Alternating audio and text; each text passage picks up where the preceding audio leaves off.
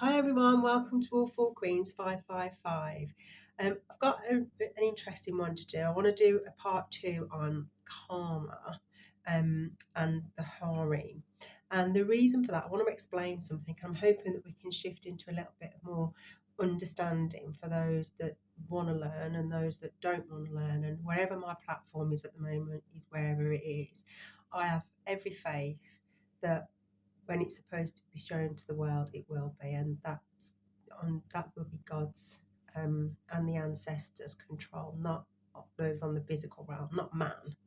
Um, anyway, so I want to talk a little bit, and then obviously someone's in my phone, so there's a bit of a time delay, and if it cuts out when I upload it, I apologise, but what can I do?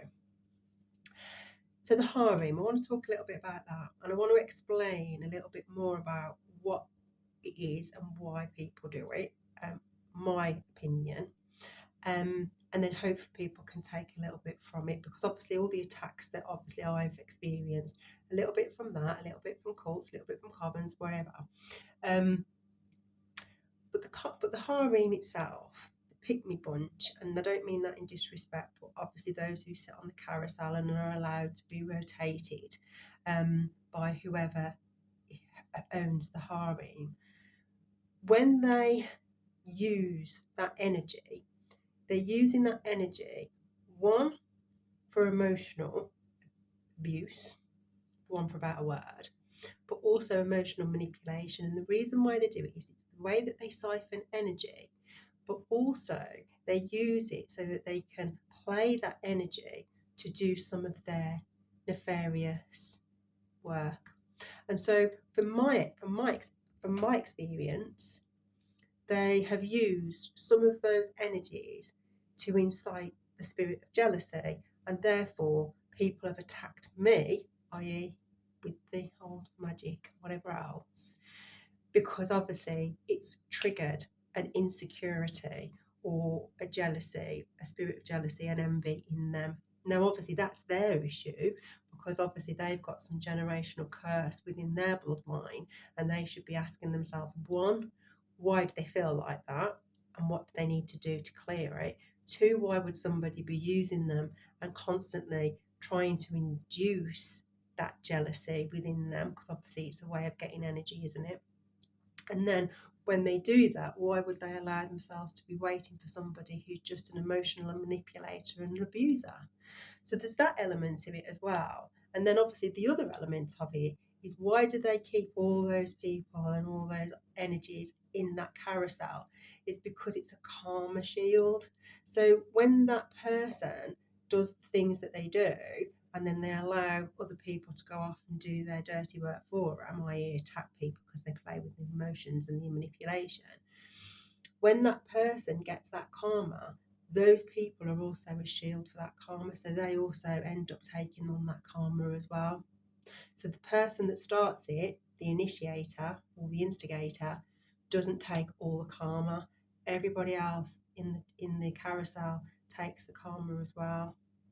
And that's very much what you see in cults, covens, secret societies, whatever. One person might operate outside of the process or the procedure, and go against the elders, whatever their structure is. But everybody in that particular organisation or institution will bear the karma, including safe churches as well.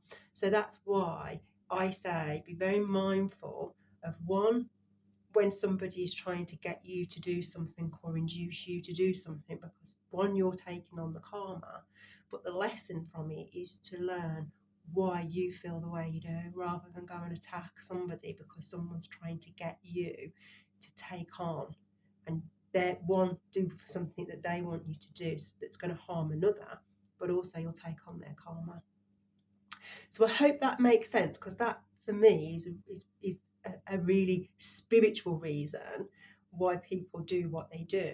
But also we have to be mindful that whilst we have physical retribution in the laws, spiritual consequences for me are far greater, I would say, because karma is energy and you cannot delay, distort, whatever. Yeah, you can delay it, sorry. You can probably, with alchemy, delay it, but what you can't do is ever stop it.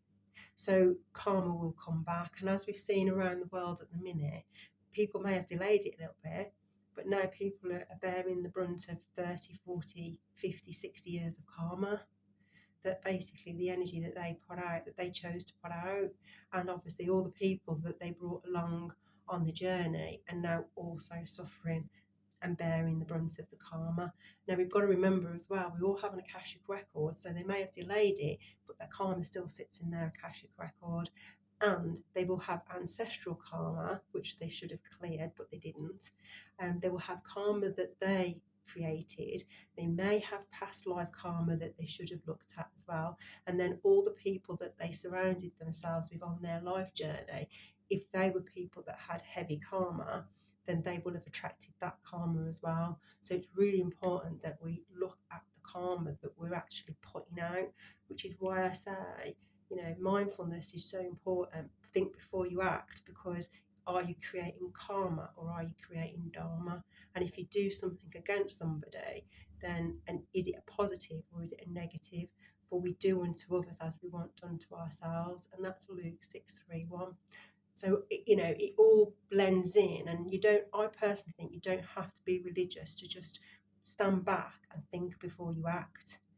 Intuition over ego, because when you think before you act, you're probably saving yourself, but also your bloodline from a curse. Because obviously we want to clear those curses, don't we? And we want to make the world a better place. We don't want it to be full of all this heavy, dark, karma and people constantly harming others. That's not what we're here for. So for me, that's why I talk around the harem, because that's one of the ways that they build up and they get people to shield their karma, basically. And obviously all the other institutions and groups and cults and covens, that's how they do it. They get other people to take on the karma, their bad behaviour. So I hope that makes sense. I hope that helps somebody. Not everybody's going to be interested, and I get that, but I hope it helps somebody. And I'll see you on the next one. I'm sending you so much healing, so much peace and harmony, and I'll see you on the next one. Bye.